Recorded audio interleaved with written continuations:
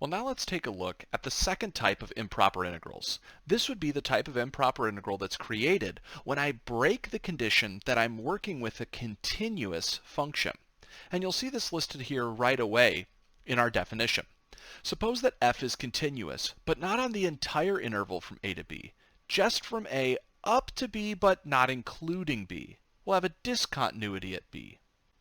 Well, pictorially, let's say that I maybe have a picture that looks something like this. Okay, I have A and I have B.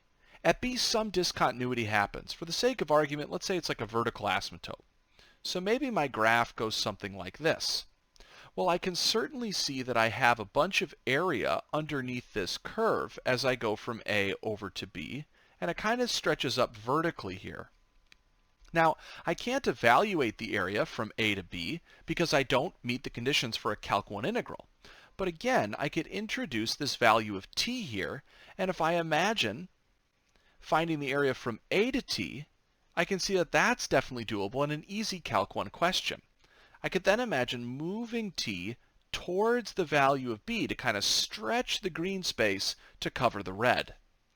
So with this, I can state the following, that the integral from a to b of my function, it should be dx, is going to be equal to a limit as t is moving towards b, and so I'm going to have a to t of my function, integral of that function f of x dx. However, there's one extra thing that I'm going to have to add in here. Remember that when I'm approaching a value b on a number line, I can either approach it from the left side or I could approach it from the right. And so in this case, I need to specify which direction I'm approaching in. Here, I'm approaching b from the left side. Notice that if I had kind of the reverse scenario, where at a there was a discontinuity, maybe I would have a picture that looks like this. Again, for the sake of argument, let's assume the discontinuity happens because of a vertical asymptote. Well then, I'm going to have something that looks like this. I can see all the red space that I would be interested in finding, and I can't find it with a Calc 1 integral. I can still put a t in the picture, but this time I can find the area from t to b. And to get the green space to cover the red, I'm going to slide the t towards a.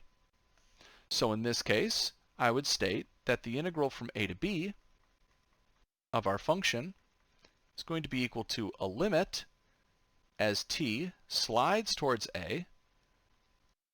I'll have an integral from, t over to b. And notice again, I have to specify what direction I'm approaching a from. This time, I'm approaching from the right. So being able to draw out one of these pictures is very, very helpful to make sure that you understand what direction you're approaching from and also like where you want your value of t, whether it's supposed to be an upper bound or a lower bound. Now, of course, this only covers what happens if the discontinuity is at one of the endpoints.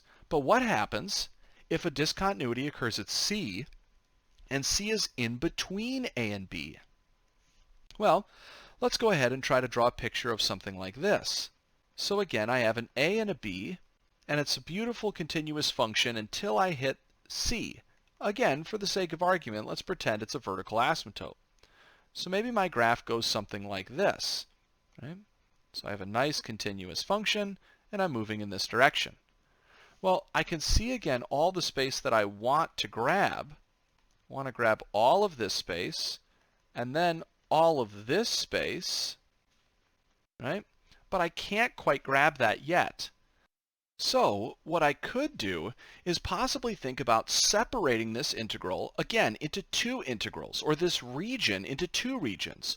Notice if I break the red stuff apart at this discontinuity of c, then on the left side I'll have an integral that looks very similar to this first picture up here, and the right side will look very similar to this second picture.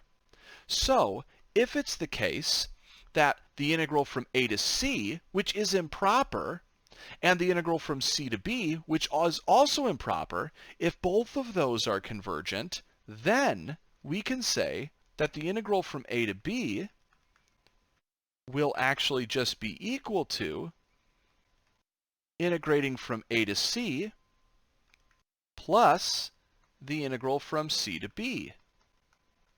Of course, I need to make sure that both of these integrals exist in order to make sure that these things can be equal. It's required those integrals are convergent. Notice the moment that either of these two integrals become divergent, the total result on the other side here, that is the full integral from a to b, would also be divergent.